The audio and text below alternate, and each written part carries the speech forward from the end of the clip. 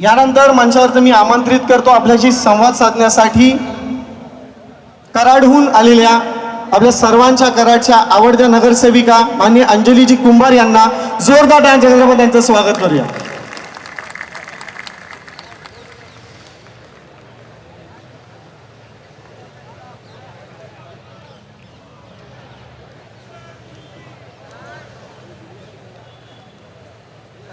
नमस्कार, मी कराडवरून नगरसेविका म्हणून येथे आले अंजली नथुराम कुंभार। मी तुमच्यासारखीच आहे आणि गेले 5 वर्ष या POPच्या लढ्यात तुमच्या बरोबरीनंच काम करत आले। आज इथं मंचावर उपस्थित मान्यवर, महाराष्ट्राच्या कानाकोपऱ्यातून आलेल्या माझ्या बंधू आणि भगिनी, खरं तर सकाळपासून आणि नाही कालपासूनच आम्ही घरातून निघालो आहे। ऊन कशाची पर्वा न करता सकाळपासून लोक इथं बसलेले आहेत। तर मला फक्त एवढंच सांगायचं आहे की मगाचपासून बऱ्याच जणांनी आपले निवेदन तुमच्या समोर ठेवलेलं आहे की POPला सरकारनं आपल्याबरोबर राहून आमच्या समस्या जाणून घेऊन आम्हाला मदत करावी।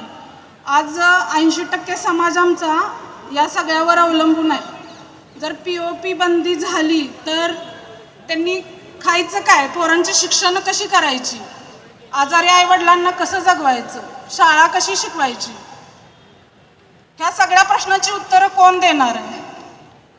म्हणून कोर्टानं कितीही बंदी केली असेल, काय केले असेल, तरी आम्ही शाडू आणि POP या दोन्ही पूरक गोष्टी आहेत आणि त्या करणारच आहे। आत्ता ज्या आमच्या महिला इथं बसल्यात, सकाळपासून इथं उन्हात बसल्यात, अक्षरशः कशाचीही त्या पर्वा करत नाहीत आणि इतका उशीर झालाय। मी स्वतःच इथं सकाळी 11:15 वाजता आलेली आहे, तेव्हापासून या सगळ्या महिला इथं आहे। माझं सरकारला एवढंच निवेदन आहे की आत्तापर्यंत सगळ्यांनी लढा दिला, अजूनही देतात, आमची माणसं कधीच थकलेली नाहीत, पण सरकारनं याच्यामध्ये लक्ष घालून आम्हाला याच्यातून मुक्त करावं। सरकारला माझं एक सांगणं आहे, शेतकऱ्यांसारखी आमची अशी अवस्था करू नका, जगू देत लोकांना।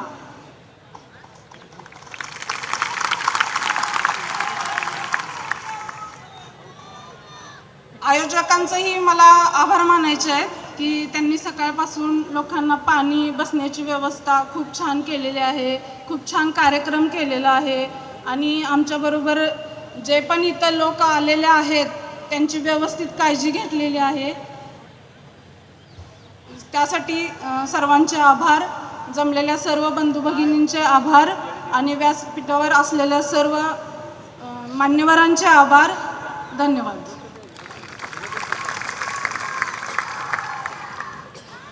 धन्यवाद मॅडम, एकदा जरा जोरदार टाळ्या होऊन जाऊ द्या मॅमसाठी।